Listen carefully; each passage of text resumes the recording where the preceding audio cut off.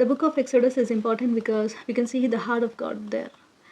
You know, when Moses breaks the Ten Commandments once, and then God will ask him to get the tablets of stone, and then God comes down and picks them up, uh, a divine intervention, saying, I am a compassionate God. My loving kindness is forever. How touching it is. God extends His mercy, and God wants to be acknowledged. Who are we to give Him any acknowledgement? It is not going to change God's nature or who God is if we give any approval. But still, God is so loving that He wants us to love Him by knowing Him. His heart aches for us to acknowledge Him in the right manner. That is why the book of Exodus, if you see, it's like the world. It depicts the world. God will call out the people from the world and the worldly pleasures, just like He called out the people from Egypt. Now there are so many people, 2 million people, who followed, amongst whom were the Egyptians themselves, amongst whom were so many other Gentiles who did not belong to the Israeli community, but so many people followed them. Now, when they were on the way, God had seen their behavior, their stubborn heart, as He says, and He leads them through the wilderness, putting them to test every time, at the same time, showing how wonderful He is and how miraculously He can provide for them.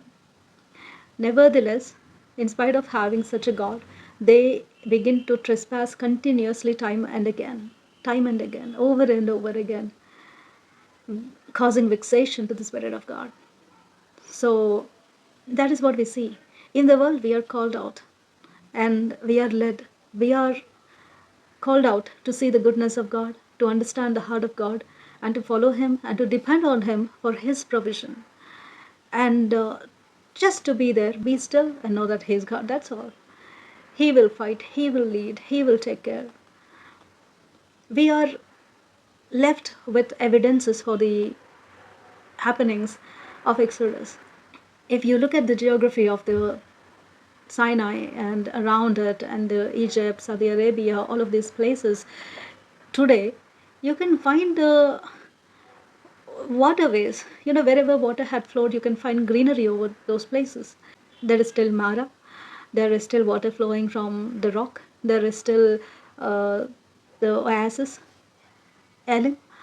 And there are so many evidences for whatever has happened in the book of Exodus, and the names of the Israeli community dating back to 1200 BC, and the name of Moses dating back to 1800 BC. So all of these things are there. God had left incredible evidences along with everything. But over and over, the story or the happenings of Exodus, or that episode, how Moses led the Israelites to the land of Canaan, has been remembered. God asked them to remember, and that is why even David talks about it. Everybody remembers it, and it is carried forward until this day. Even through the New Testament, Paul talks about it, disciples talk about it. The biblical episode of Moses leading the people of Israel, that is very important for us to understand how God wants us to be. Because it is very clear, everybody is called to have faith. And there are so many Christians exhibiting the faith in God, but they fail to keep it up under difficult circumstances. It is very important for us to keep these things, and time and again we are warned by God not to behave as our forefathers. There is everybody who had failed God, including Moses.